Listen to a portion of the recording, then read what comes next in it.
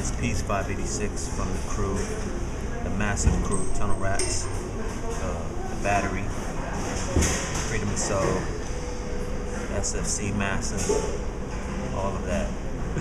Yeah, that's kind of what I wanted to ask you about. I do a series for I.D.O.L about your first experience with Christian hip hop, and we were talking the other day about how you even got introduced to it through some of those guys. So if you would mind kind of sharing that story with folks. Basically, my history of Christian hip hop basically starts with myself. Basically, I didn't know any Christian hip hop before myself because it pretty much didn't exist. I mean, after making music, I found out that there was a Stephen Wiley, Bible Break album out, but upon recording, we had no clue. So this was like in 1989 is when I met Dave Guzman of JC and the Boys, who put me on to what he was doing, and the crew, JC and the Boys. We met Dynamic Twins and formed that group, which included Tony Lee and Super C. From there, Super C, he had his own crew called SFC, Soldiers for Christ, and we all were just like family. And then from there,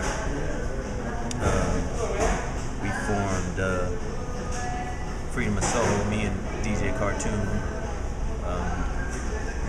and then from there it just spread out like fire. I.D.O.L King, we met them, and LPG, they were family, and created the Tunnel Rats, and I guess history was made from there. Yeah, and you kind of got involved in it because Dave met you at a church, and you guys kind of connected. What happened was I was young. I was probably like 19 years old, and I had been saved for about a year and a half, and I was looking for things to do, to stay interested, to stay,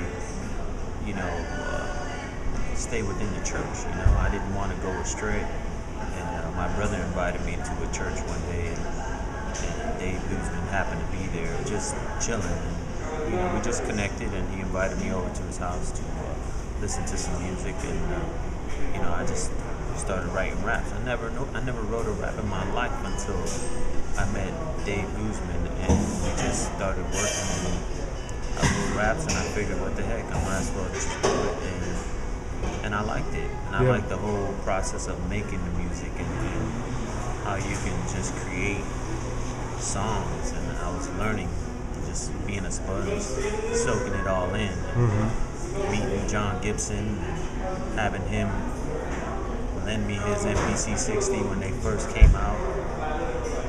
He lent it to me for 30 days, and watching Soup work on the Say Man in the Jungle, watching him, learn from him how to chop samples and make beats, I started doing that on my own.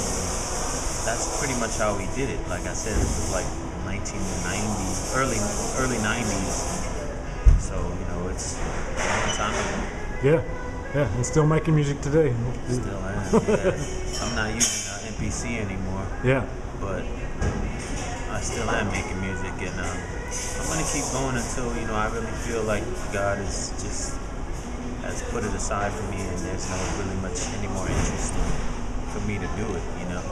But as for right now, Journey and myself, we are the Battery crew, along with DJ Care1 from the Internationals, and we put out 2 EPs already, and we're working on a third one right now called The Change Up. It should be out this year on 11th. Yeah, cool. What do you see as kind of the change of progression in the last couple albums to what you guys are doing now? Well, definitely the first Battery EP that I dropped called One, that was pretty much just a collection of songs that I had, and I didn't necessarily try to put it out to continue. It was just like, here, I have these songs. I know there are a lot of Journey big fans, and I'm like pretty much one of the biggest ones. Even though he's my brother, like my best friend. I just decided to put it out, and it was pretty much successful. Like, people wanted it, and so we decided to drop too, but I wanted to upgrade the production a little bit more, put a little bit more time and effort into making it sound better. And with this one, I'm really trying to make it sound the best out of all the other two, the two before it. But I'm hoping that it comes out good. It's sounding good so far, but I'm hoping that people will feel it. It's definitely hip hop though. Yeah. It ain't trap. Yeah. And I know that a couple guys, not everybody knows their history or shows respect, but I know some of the guys in like We Live as Kings, and you've been very vocal about kind of Christian Grey, and I know that he's a big Journey big fan. So what makes you happy about like today's cats or guys that you might be seeing doing hip hop? So. I love the fact that to see where it came from when we started, to seeing where it is now and how popular it is, and how there's a really big demand for it now. I love the fact that I had just a little bit to do with that, not just MC wise, but production wise. Like I've made songs or made beats that turned into songs that like Journey Big rapped on, that these cats love. And I love that God has used me to be just a little part of that.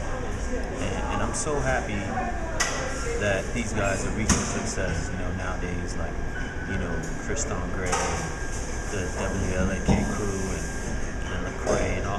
Man, I love it. I love the fact that they're able to reach this success. But I also want them to know that there's a history of it, and the kids that are buying this stuff now, in my opinion, are kids that were parented.